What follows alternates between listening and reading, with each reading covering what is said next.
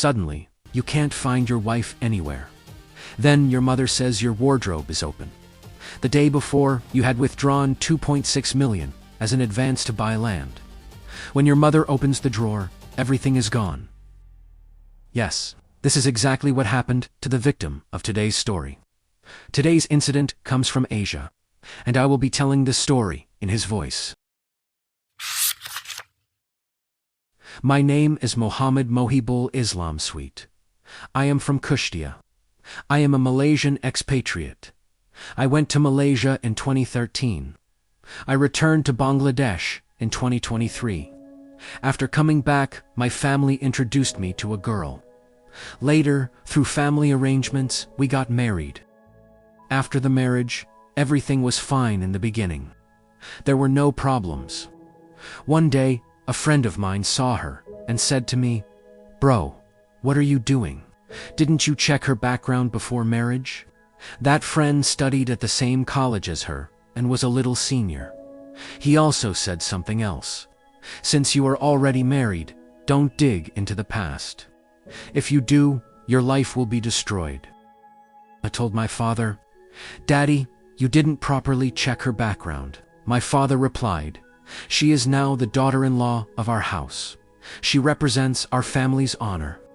Don't think about the past. What's done is done. Focus on the present and the future." After that, I didn't ask any more questions. My wife doesn't even know that I know all this. At that time, our relationship was very good. There were no issues. I went back to Malaysia again. After going to Malaysia, there wasn't a single day when we didn't talk on email and WhatsApp for 8 to 12 hours. Audio calls, video calls. I would talk until 1 a.m. Malaysia time, which was 11 p.m. in Bangladesh. Then I would fall asleep. What she did or didn't do during that time, I don't know. But sometimes she would show me her phone and say, "I don't do anything wrong." She even stopped going to college regularly because she was afraid people would talk badly about her. On February 7th, 2025, I returned to Bangladesh again. My intention this time was to take my wife with me to Malaysia. All my documents were ready. If needed, I can show them. Everything was prepared to take her with me. Everything seemed normal. February went by fairly well. She would go to her parents' house. We would stay 1 or 2 days and then return. But after Ramadan started, suddenly she began going to her parents' house and didn't want to come back. 2 days, 4 days, 5 days. She stayed without me. I have never abused her in my life. I have never hit her. One day, after 6 or 7 days, she came back again. March 17th was our anniversary, I told her. On March 17th, we'll do something at my house first. Then, afternoon, we'll go to your parents' house. Everything was planned with her sister. What we would do, how we would do it, everything. But that day, we couldn't go. On March 19th, after finishing Zuhr prayer, I went to the garden for a while. When I came back, she was gone. The house was empty. None of the bags I brought from Malaysia were there. No documents were there.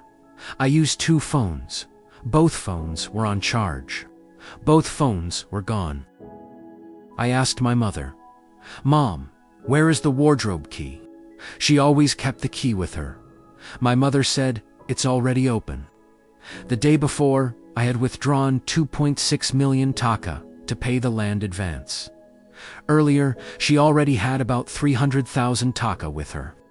The money was kept in the drawer because the seller was supposed to come that day to take the advance. The land was supposed to be bought in her name. It belonged to her uncle. When I opened the drawer, everything was gone. My clothes were gone. My passport was gone. Passport, driving license. She took everything with her. After that, I tried calling her. She didn't answer. Her phone was switched off. I called my father-in-law and mother-in-law. They didn't answer either. Around 9 p.m., she called me and said, "Forget me. You will get your documents back." I tried a lot. I begged at my wife's feet. I begged at my father-in-law's feet. I explained everything to my mother-in-law, uncle, aunt, everyone. I said, only one thing. Please, give me my passport. I will leave the country. I am an expatriate. I have nothing to do in this country. She also took 2 of my certificates. I have recordings where they said they would return my passport. They told me, come to our house. I went to their house to get my passport. They beat me like a dog. They hit me. They beat me and threw me onto the road. Still, they didn't give me the passport. I went door to door, asking for help. I swear to Allah, there is no place left where I didn't go for my passport. Instead, they started threatening me over the phone. If you contact us again, we will file a women abuse case against you. I didn't believe it, because the woman who talked to me 8 to 12 hours every day, on audio and video calls. I never imagined she could file such a case against me. I thought it was temporary anger. I thought everything would be fine, but no. She actually filed a women abuse case against me. In the case, she accused me of beating her. I have never raised my hand on her in my life. Beating her is out of the question. I am not a thief. I am not a robber. Why would I run? I did nothing wrong. Still, they arrested me from my home.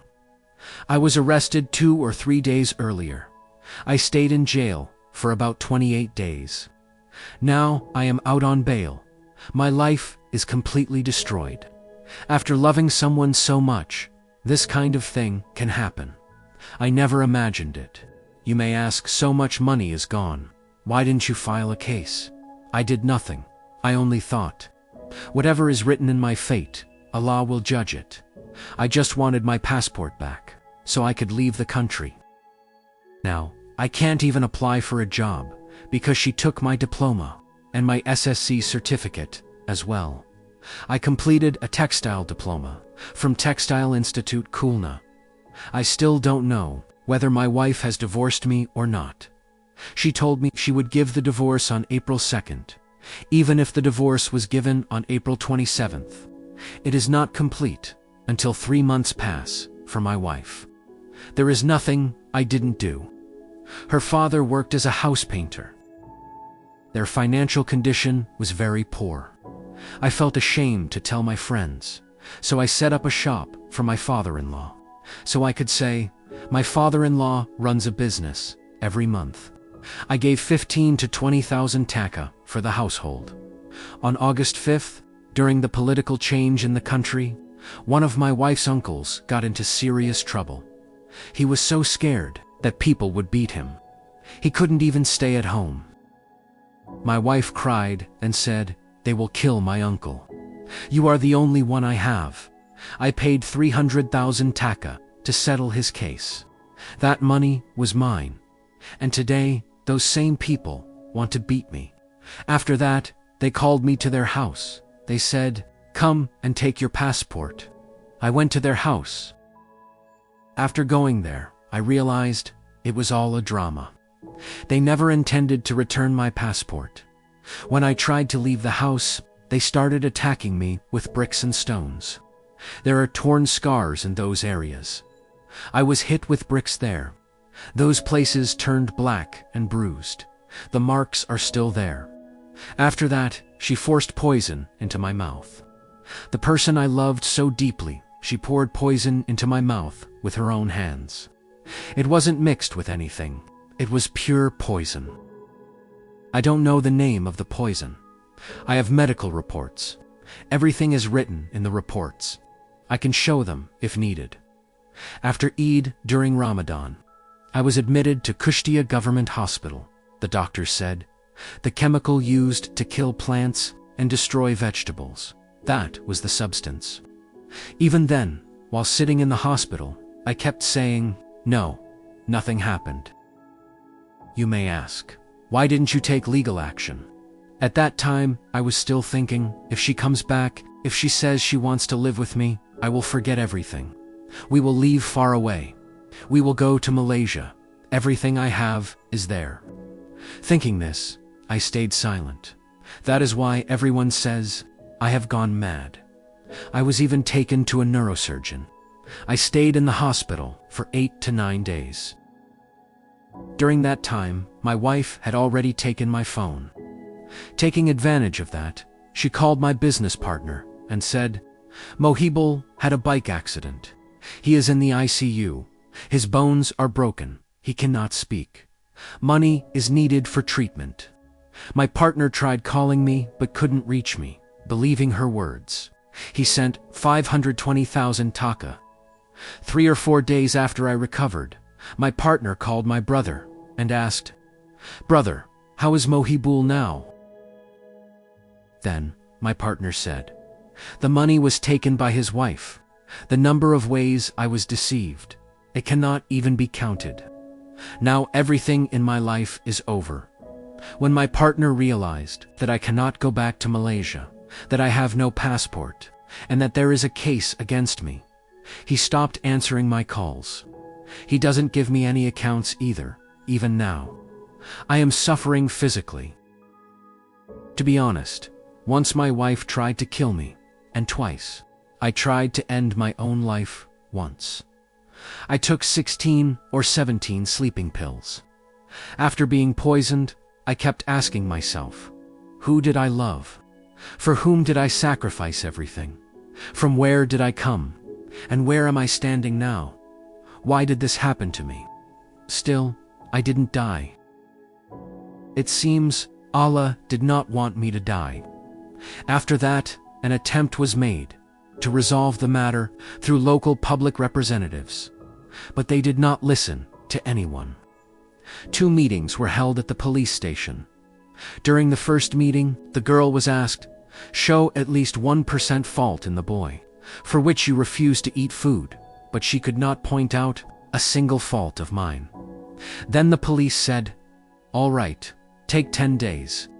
During these 10 days, both of you talk to each other and see if the matter can be resolved." After 10 days, another meeting was held at the police station. That day, the girl said, "I am very fortunate to have such a husband. He has no fault at all. Whatever happened to me was because of my own fault. That's my mother's fault. Because of my mother's greed, she said this." After hearing this, my mother-in-law, inside the police station, in front of everyone, started beating her daughter. The police then removed my mother-in-law from the police station. My father-in-law was also strongly scolded by the police and local public representatives. They said, "Your daughter's married life is being destroyed right in front of your eyes. And you cannot see that inside the police station," I said. "If my father-in-law has to return my money, according to all documents, they have no land or property. They only have about 98 points of land, less than 1,000 square feet, with a poorly built house on it. They wanted to sell that land to repay my money," I said. "I don't need the money. Just give me your daughter back. She wants to live with me." Well, do you know what happened to the money? My ex-wife is addicted to gambling at an extreme level. Cricket, football, she knows all kinds of betting. I have documents to prove all of this. I believe my money was lost in gambling. Back to the police station. At that time, my father said, "We don't need the money. Let them live together. My son loves your daughter very much," but they did not agree. The police then said, "Next Friday, 10 to 15 people will go together, and the wife will be handed over to the house band." Everything seemed settled. But on Thursday, they called and said, "I am sick. There is no need to come." Then they said to come on Monday. On Monday, they called again and said, "Monday is also not needed. Come on Wednesday." On Wednesday, they called and said, "I am no longer legally your wife. I have divorced you.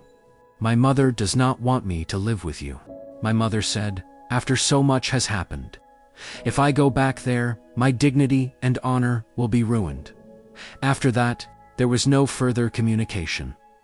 At present, the case filed against me is still ongoing, and for the recovery of my passport, I have filed a separate case. I have her audio recordings. Using those, I am trying to recover my passport. I just want to know, what was my fault, at least once? She could have told me that. What did I not do for you? I wanted to make you fly in the sky, and you threw me to the ground, in such a way that I have nothing left to do. I did everything for you and your family. You never let me go. You completely destroyed me. I do not know what my future holds, but I believe one day Allah will surely deliver justice, and I am waiting for that judgment. Whenever anything happened, I was put under such mental pressure as if she had no brothers, and I was the eldest son-in-law of that house, they used to say. Whatever needs to be done has to be done for this house. Your father has 3 more sons. I have no one. Whether it is property or money, everything must be done for this house, they would say. Who will look after my parents later? My father has no work. He cannot even eat properly. My mother is sick. There is no arrangement for her treatment. Saying these things, my mother-in-law created such pressure at home every day that cooking would stop altogether. They never let me live in peace. In Malaysia, calls every 1 or 2 minutes, repeated calls. This has to be done, that has to be done. We need this, we need that. I used to think if I could do something for this family, maybe I would survive. I did not realize they were using me. They were deliberately planning to destroy my life. Today, I have nothing that I can call my own. I am completely destroyed. I cannot even apply for a job anywhere, because for a job I need to submit a CV, and all my certificates have been taken away, so that I cannot get a job anywhere. They have left me standing in the middle of the road, because they knew if I had my certificates, I would get a job somewhere, as a textile engineer, and if I had my passport, I would leave the country. I know 5 to 6 languages from every direction. They finished me. They destroyed me in such a way that I can no longer stand up. I had a dual currency bank account. They took that card as well. The card is now blocked. There are 28,000 Malaysian ringgit. In that account, I cannot withdraw that money. Without a passport, I cannot go to Malaysia, and from here, there is no way to withdraw that money either. Today, I have to take 10 or 20 taka from my parents, just to step outside. I have nothing left to do. I am someone who used to earn lakhs every month for the last 5 months. I could not tell my elder brother or younger brother, "Brother, I have no money for daily expenses. Please, give me some money." I feel ashamed to even ask my father. The parents, siblings, wife, father-in-law, and mother-in-law, to whom I used to give money every month. Today, I cannot ask anyone for help. In the last 4 months, there has not been a single night that I slept properly. Even after taking sleeping pills, sleep does not come. My mother keeps watching me all the time, because I have gone through such situations, almost 3 times. My mother is afraid. She does not know when I might commit suicide. In the last 4 months, I have not eaten a full meal, even once. Whenever I sit down to eat, tears come to my eyes. I cannot go anywhere. I am living like a prisoner, more confined than a woman, locked inside her home. Because when people see me, they say, "There he is." His wife left him, he gave everything away, and became a beggar. He even went to jail. Then I ask myself, where was my fault? What mistake did I make?